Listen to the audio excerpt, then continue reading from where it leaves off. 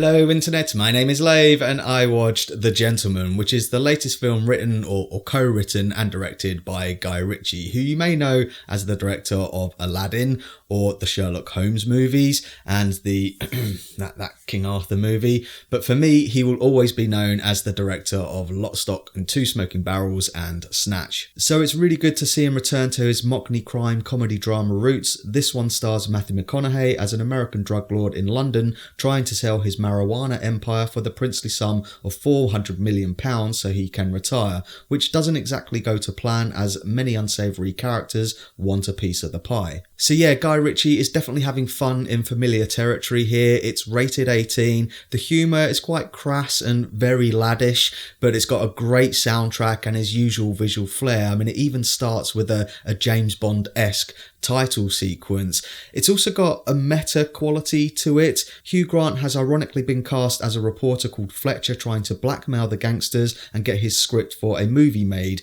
which is all based on all of the events that we see unfold, so he acts as the unreliable narrator of sorts. When the initial trailers for this dropped, I was a bit iffy about his Cockney accent. He's essentially doing a Michael Caine impression, but a bit more campy, but he's actually really good in the film, and he spends most of his screen time with Charlie Hunnam's character, who's essentially Matthew McConaughey's second in command. And if you've been following my channel for a while, you'll know that I'm not the biggest fan of Charlie Hunnam, but he's okay in this film. The only performance that I didn't really get on board with was Henry Golding's character, who's playing Dry Eye. He's a gangster from a rival gang who wants to buy the business for himself. The hard man image just wasn't very convincing to me, but it's good to see him try something other than the romantic interest for a change. Rounding off the great ensemble cast, you've got Michelle Dockery as McConaughey's wife, or the Cockney Queen of Crime, Jeremy Strong as another investor in the business, and Eddie Marsan as the editor-in-chief of the newspaper, who's also got beef with McConaughey's character. But the real scene stealer is Colin Farrell, who's playing a character known only as the Coach. He's a UFC or boxing trainer and mentor to all of the local youths, and he gets dragged into the shenanigans against his will. I think any performance where Colin Farrell plays it with his native Irish accent is just brilliant. Check out In Bruges for another example of this. The only regret that I have in this film is that he isn't in it as much as I hoped, but he is brilliant. Speaking of the youth and kids of today, there is a section in the film where it felt like Guy Ritchie was pandering a little bit too much towards them and their tendency to film their crimes and put them online in the shape of music videos. It just felt like Guy Ritchie trying to be like down with the kids.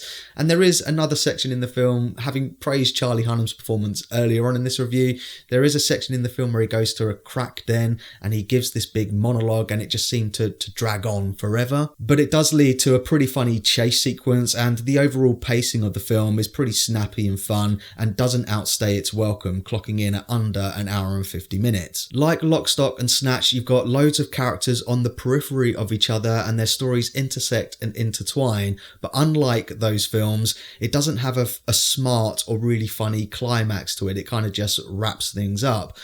And also, unlike Lock, Stock and Snatch, it doesn't have any characters that you particularly root for. In Lock, Stock, you had the four main characters who, okay, aren't saints, but you do root for them, like you do for Turkish and Tommy in Snatch. Whereas this one, they're all villains. And okay, Matthew McConaughey's character does take the moral high ground by saying that he only deals in marijuana and not heroin, but then he is a murderer. Like, he gives a couple of speeches where he's like, I'm the king of this jungle. So that's my thoughts on The Gentleman, and pause the video if you want to take a closer look at my enjoyment tracker now. Not a bad start to my film reviews of 2020. I will say that this is definitely better than Volva. It's a smidge better than Rock and Roller, but it's not as good as Snatch or Lock, Stock. I think if I was to watch a trilogy of Guy Ritchie films, I would watch Lock, Stock, Snatch, and then this. But let me know what you thought if you've seen it down in the comments. And as always, thanks very much for checking out this review. I really do appreciate it. If you can, give it a like, and don't forget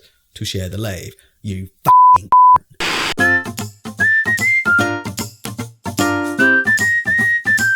subscribe.